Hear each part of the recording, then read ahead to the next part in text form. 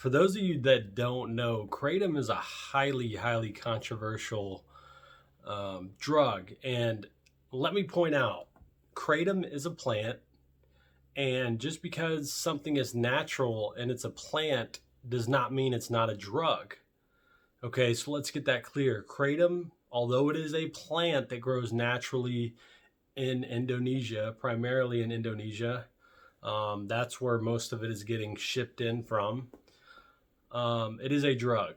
And in 2016, the United States tried to make it a controlled substance. And what's interesting is there was so much pushback from the people that had their lives changed from Kratom. Hundreds of thousands of petitions and letters to the government to keep Kratom legal. Kratom is a natural opioid, and there's a chemical in it called mitragynine, which actually binds to the opioid receptor. So although it is similar to your traditional painkillers, like I said, it's not destroying people's lives. People aren't roaming the streets, giving blowjobs for Kratom.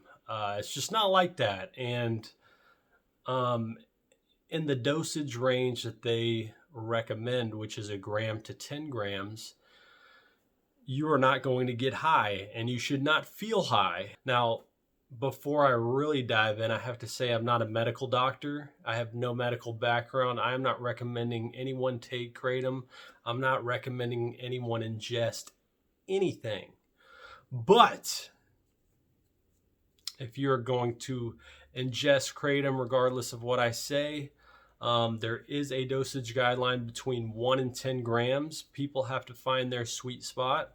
But one thing that you have to take into account is everybody metabolizes drugs differently, and people have enzymes in their body that metabolize drugs at a very high rate, and they are not going to be taking things at normal dosages. Okay, so they have to be prescribed much lower dosages. And the most important thing is, if you try Kratom, to start out at 1 gram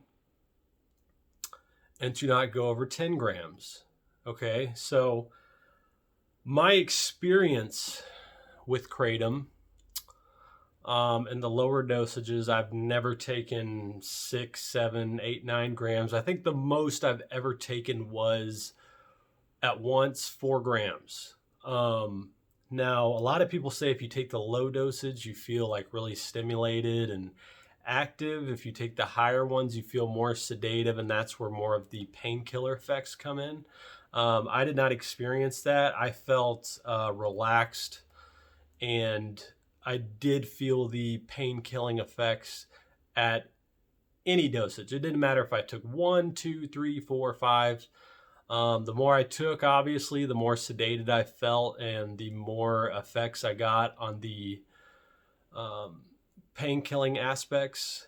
So it is an effective painkiller, and studies have actually shown that it does raise dopamine and serotonin. So I think with the combination of the increase in serotonin and the fact that it binds to your opioid receptors, that's where the anti-anxiety effects come from. So people are using Kratom not only for pain relief, but they're also using it for the antidepressive, anti-anxiety effects. The federal government claims that they tried to make it a controlled substance and study it and try to get the pharmaceutical companies developing it into a compound that they can responsibly prescribe. And they claim to have found no benefit. Now, in Southeastern Asian countries, Kratom has been used for over a century. Okay, it is heavily used in Asian countries. It is just, again, my experience was very positive. It was not the experience that I've gotten from prescription opioids. And I've never abused drugs. I've never been addicted to drugs, but I have been prescribed things like hydrocodone before. And it just doesn't give that type of doped out effect. Rehabbers, the people coming off of heroin and OxyContin and all these prescribed opioids, they are one of the main groups that have really been pushing back because, hey, quit it. My dog started making noise. But they have been one of the... Daisy, lay down. Lay down. They have been one of the main groups that have pushed back because, you know, instead of having to go into a clinic and wean off of opioids for several months and be extremely dope sick and, you know, living in pure hell, people are switching to Kratom, and instead of throwing their body into shock by having nothing binding to their opioid receptors anymore, after all that down regulation and the dependency that the brain has on the opioids, Kratom is giving a lot of addicts their life back. Now, if you are a former addict and you are already off all the drugs, do not go and buy Kratom. It is mind altering. It is a drug, and it could actually give you that push to get back on the heroin or the prescription pills. So I'm not saying by any means should this be an effective rehabilitation herb, but if you are already on heroin or OxyContin, a lot of people are switching to Kratom to get themselves off of it. And that's where the majority of the pushback came from. The people that had their lives changed from switching to Kratom. You know, they're writing these letters to the federal government saying, look, I used to be a heroin addict. You know, I got caught up in the opioid epidemic and now I have my life back. I'm back with my family. I'm working a job, and I'm not nodding off in a dark room anymore. I'm not running the streets, like I said before, prostituting myself for drugs anymore.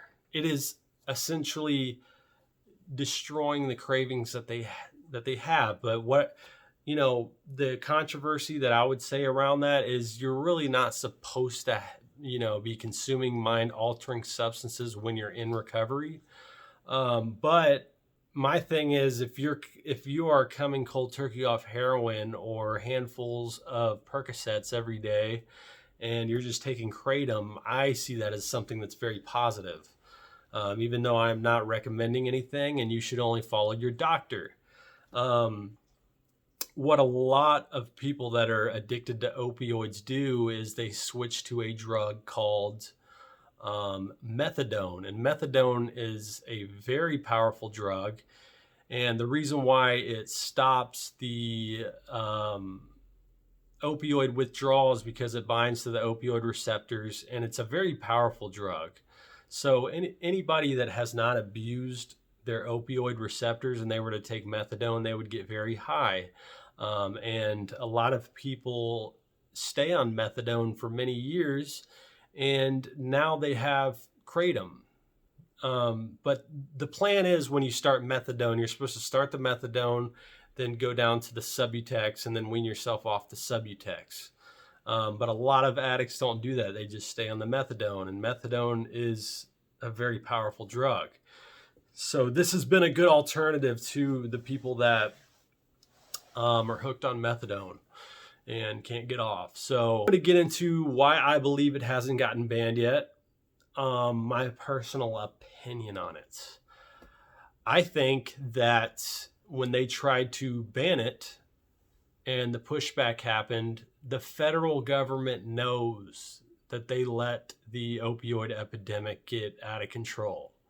The dead bodies piled up. The communities became absolutely decimated by opioids that were being overprescribed. And, you know, these drugs were originally developed for people in chronic pain, but a lot of these clinics, and especially with the rise of the thousands of pill mills that started all over the country, the drug reps were actually going to these pill mills and knowingly selling these drugs to pill mills, where the pill mills were distributing them to people that were abusing them, overdosing and dying. And the opioid epidemic is not because of heroin. It is because of the prescription drugs. If you talk to anybody on heroin, they started out on prescription drugs, and it got to a point where the pills became too much, and so they went to the more powerful, cheaper stuff like heroin. And when the federal government sat by and watched the opioid epidemic happen, because my personal opinion, they didn't want to stop it because of lobbyists and big pharma paying off the government, which is not a conspiracy theory. That is fact. The government is bought and paid for by big pharma.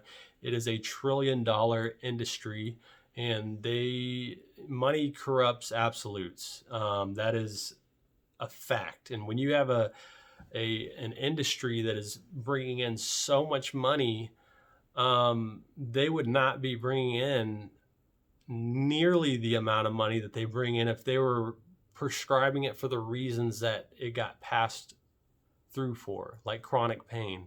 The people that live everyday suffering, where the risk to reward is much better. Okay, Jimmy down at the steel factory that pulled his back, getting a 90 count bottle of Oxycontin is absolutely ridiculous, and that's what was happening at one point. And when the federal government stepped in, when the bodies piled up too high and the communities pushed back, and it was getting, I wouldn't even say out of control, because it was already way past that point, the amount of overdoses every year, it got to a point where they were forced to step in and tighten the regulations. But what happened? Like I said before, people moved on to the heroin. Okay, and you have to ask yourself, like I said before in my other political video, the truth always lies in the middle. Okay, for people that think the government knows best and they're looking out for our well-being, that is crap. Okay, if you think that. You have to ask yourself, why did they let the opioid epidemic get out of control and not try to put a stop on it? And like I said before, it's because of the lobbyists. They're paid off. But I can give you a good example of perfectly legal businesses that they have spent lots of time and resources shutting down, like the marijuana shops in the legal states. They are completely legal on a state level, and they spend all the time and resources to go and destroy people's businesses. I am not pro-marijuana. I don't think people should get into habitually consuming anything that is that mind-altering.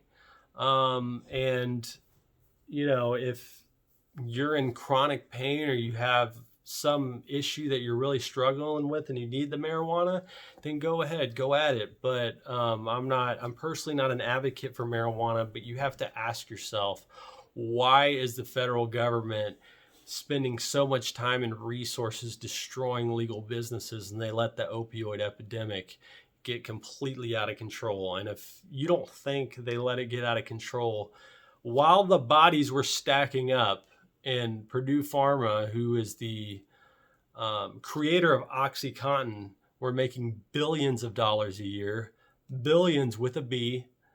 The lawsuits were piling in. They were paying lawsuits of up to $800 million because of the damage that they had done and the deception that they had done to people. They actually got the FDA to put in a pamphlet that OxyContin is the least addictive opioid on the market. The least addictive. And it is by far the strongest opioid that you can get your hands on. So tell me that's not corruption. And if that's not enough for you, they actually try to move into the rehab centers to people that were highly addicted to opioids like heroin, and they wanted to treat people with OxyContin when the bodies were piling up. At the end of the day, you got to sit back and wonder, what is the federal government's motive? Spending time and resources raiding legal businesses. when they didn't spend those same resources stopping the opioid epidemic. That still is decimating communities to this day. There is nothing that they can do to stop the opioid epidemic because it has gotten so out of control. You take the pills off the street, the people move to heroin. And like I said before, it all started with the pills. So my final point, I don't think that any pharmaceutical company has any interest in spending the time and the resources to get any natural plant pushed through as a controlled substance that they can sell. And the reason being is because you can get your hands on plants so easily. You can grow them, and that's why there's no interest in big pharma when it comes to plants. So I think any plant from this time on, they're always going to say they didn't find any benefits to it. And you have to find medicinal benefits for it to be controlled by big pharma and for them to dispense it. And if you look at the amount of time and all of the resources they have to put in to push through a drug, they don't want to push through a simple plant. And if they have something that's making billions of dollars a year, they do not want competition. And this was actually leaked in the Purdue Pharma emails. We need to crush the competition.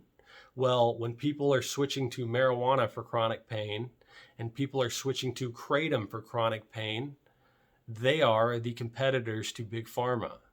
Big Pharma wants to crush competitors, especially the natural ones. Okay. Now, I forgot to say this earlier in the video.